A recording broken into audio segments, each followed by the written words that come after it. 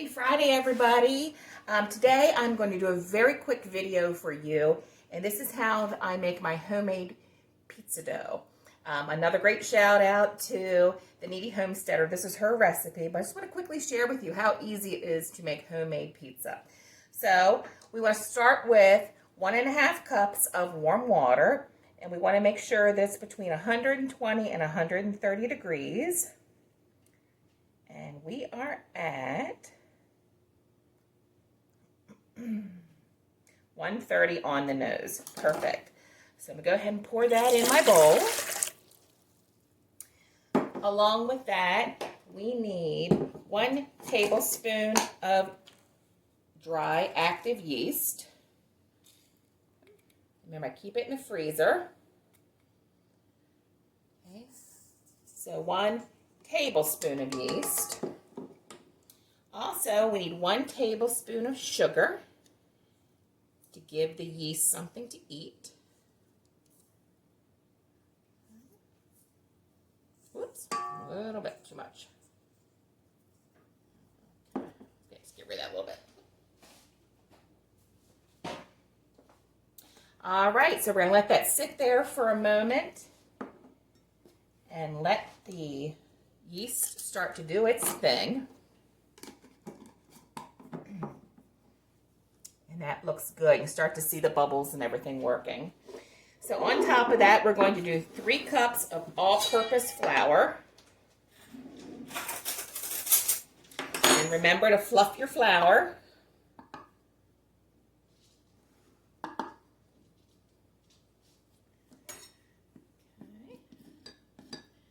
We have 1 cup.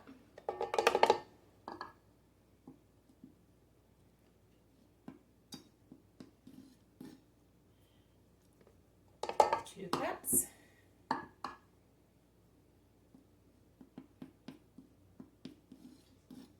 And 3 cups. I'm going to leave my flour out for now because I may need some more. Okay, we also need 1.5 teaspoons of salt. So I'm just going to guesstimate. Now here's where you can have some fun. This is where you put your flavorings in. Because I'm going to be doing a pepperoni and extra cheese, I'm going to go with Italian flavors. So I'm going to do 1 teaspoon of granulated garlic. That's a little heaping, but that's okay. And 1 tablespoon of Italian seasoning.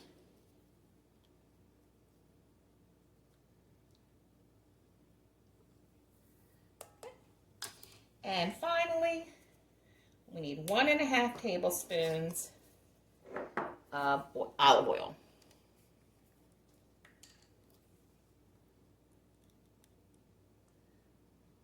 There's 1. And that looks like a half. All right. As you can see, my mixer has its dough hook. So I'm going to go ahead and give this a stir. And we're going to wait to see, make sure it all comes together in 1 dough ball. And we're looking for a clean bowl. So go ahead and give that a couple minutes.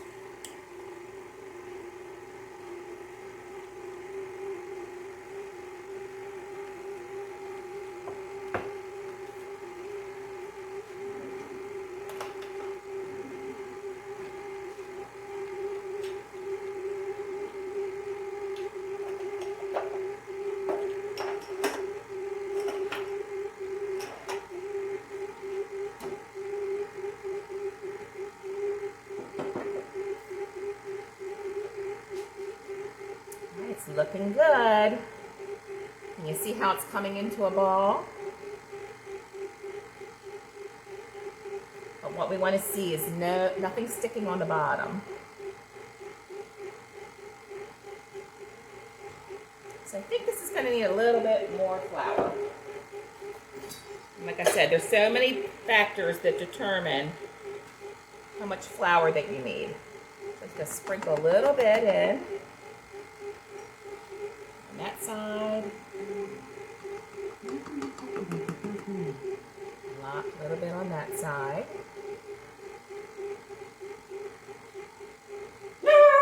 Whoops.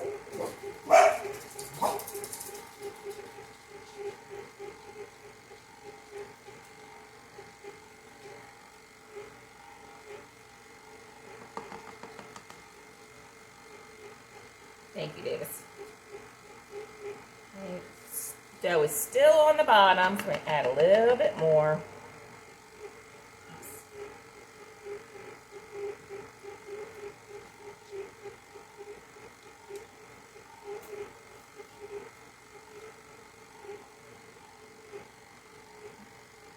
Still too sticky. Let's keep going.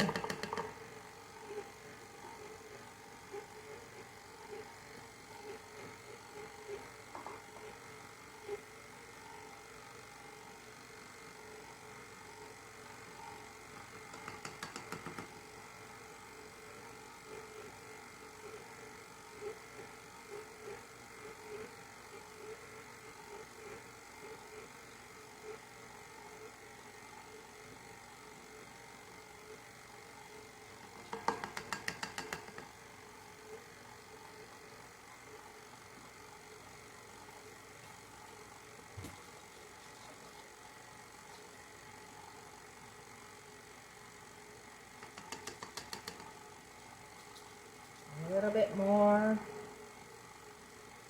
So with dough, the key is patience.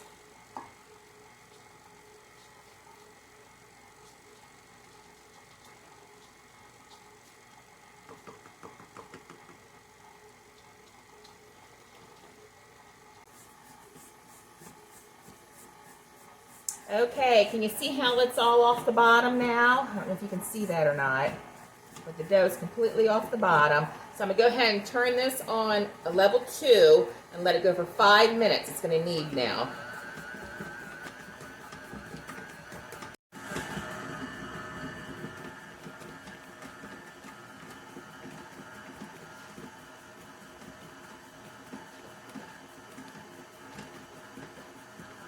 Okay, we're back. We have about 20 seconds left, but I just want you to see how clean the bowl is on the bottom. That's what we're going for. That's our goal, is to make sure the bottom of that bowl is clean. So just a couple more seconds, and then the kneading is done. Okay. So I'm going to turn it off. Pull the dough. I have very clean hands. I just washed them. A very clean work surface here that I dusted with flour. Oops. Go ahead and get the dough hook off. Any scraps of dough. It's tacky, but it's not, it's not really sticky. If that makes sense.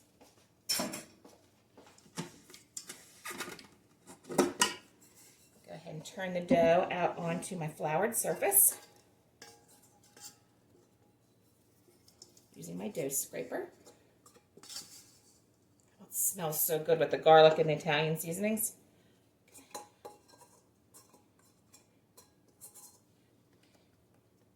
These are great, these little dough scrapers. I think I got those at Amazon. If I can find them, I'll put the link below. There's 2 of them, it's like $4. These are great if you want to start making some breads. Okay. I'm just gonna knead this for a couple minutes.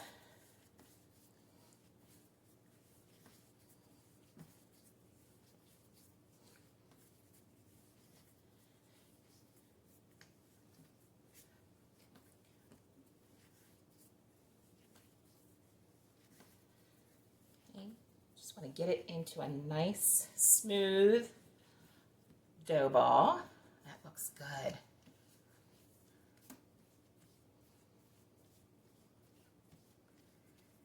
Y'all can see how smooth that is. So what I'm going to do now is take the bowl, and it's okay, it doesn't have to be cleaned out. It's fine just the way that it is. Put a little bit of olive oil in it. Spin it around. Okay. Put the dough in, twist it, and turn it over. Okay. Now I'm going to let this proof in a warm area for about 30 to 40 minutes until it doubles in size, and then we'll be back.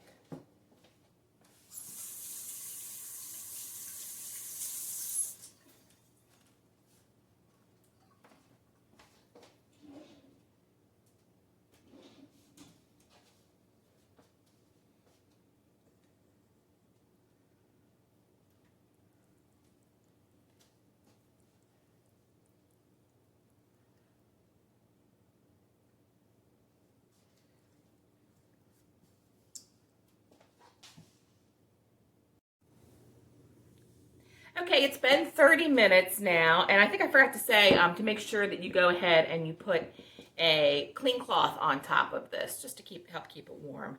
So as you can see, it has definitely doubled in size. So what we're going to do now, I'm going to go ahead and flip it out onto my clean work surface. Don't need any flour because we have plenty of oil on here, so that's going to keep it from sticking to the surface. So what I'm going to do, I'm actually going to cut about a third of this off.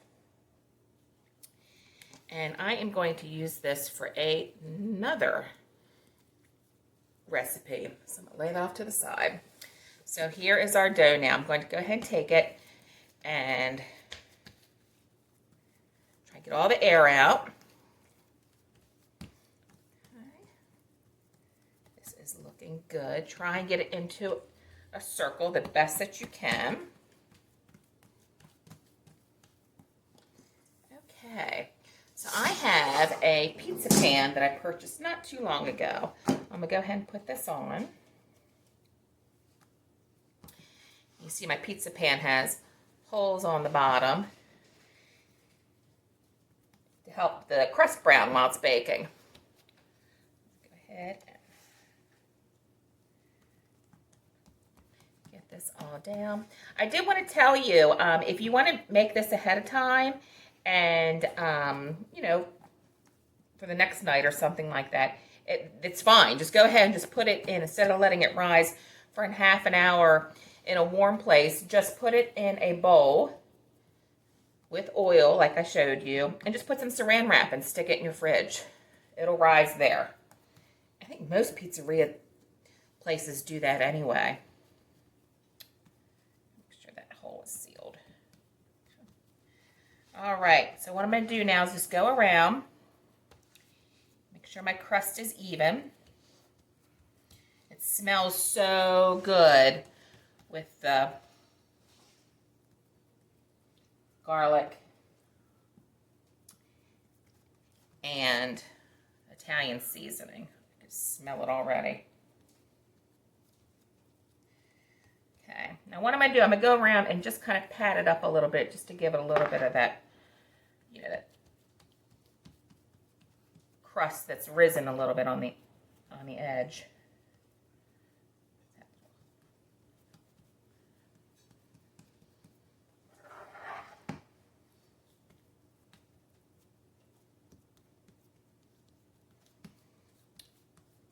All right, that looks great.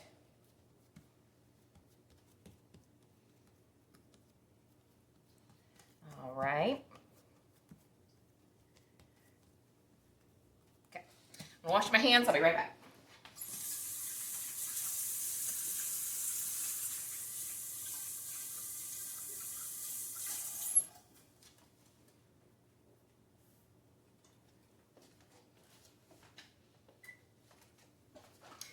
Okay, so today what I'm going to be using, well actually not today, we always use, I'm going to be using DelGrosso's pizza sauce. I do want to share something with you. Now, I am friends with one of the family members, Denise, and I actually reached out to her and asked her if it was okay for me to talk about this, and she said absolutely.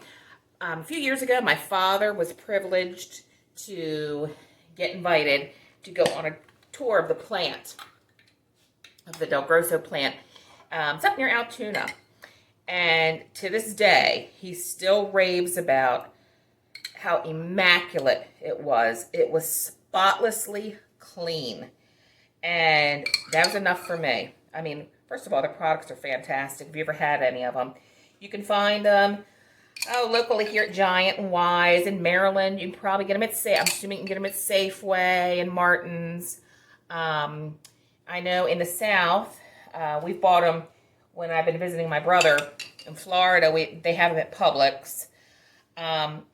Anyway, that was enough for me to hear how phenomenal the plant was and how spotlessly clean the entire operation was. I'm so jealous that my dad got to do that. I would have loved to have seen that. Anyway, their products are amazing, especially I love the La Familia DelGrosso, all of the specialty sauces. I think our favorite one is actually named after Denise's dad. It was the Fred's Firework. Absolutely delicious. They're keto friendly, no preservatives, just, fantastic.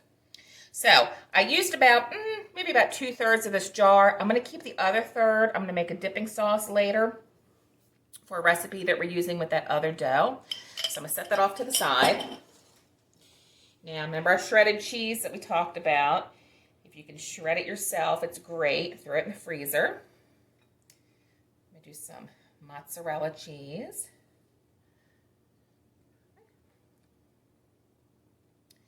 And probably our favorite pizza in this house is just plain old extra cheese and pepperoni.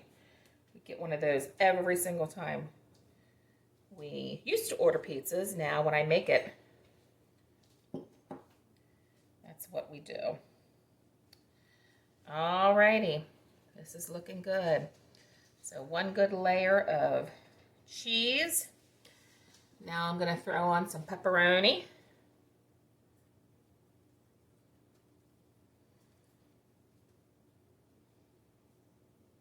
This is also, Friday's kind of one of those days where I'm cleaning out the refrigerator. So if I have some leftover taco meat from Taco Tuesday, or, you know, whatever I have, I'm going to try to make some kind of a pizza out of it. So with the taco meat, I'll do kind of like taco toppings. We'll use cheddar cheese, or we'll use Monterey Jack cheese. Whatever we have to use up. All right, there's the pepperoni. So what I'm going to do now, I'm going to go ahead and add just a little bit more mozzarella cheese on top, and just kind of acts as the glue to hold everything down. All right, and there it is. Pepperoni, homemade pepperoni and extra cheese pizza. So I'm going to go ahead and put this in a 450-degree oven for about 15 minutes. I'm going to keep an eye on it. Keep an eye on the bottom. Make sure it's not burning. Also keep an eye on the top. And then we will be back in about 15 minutes. I'll show you what it looks like. Okay, I just pulled the pizza out of the oven, and it was in there for about 18 minutes. And then what I did is I turned the broiler on for about 1 minute just to crisp it up a little bit on the top, make sure all the cheese was melted. So as you can see, it does not take long at all to make some homemade pizza. You know what's in it.